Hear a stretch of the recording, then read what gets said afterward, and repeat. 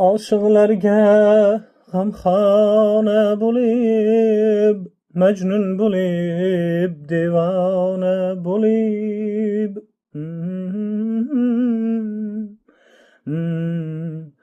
Aşıqlarga g'amxona bo'lib, majnun bo'lib, devona bo'lib. G'ariblarga ostona bo'lib, kimga yoqdim, kimga yoqmadim.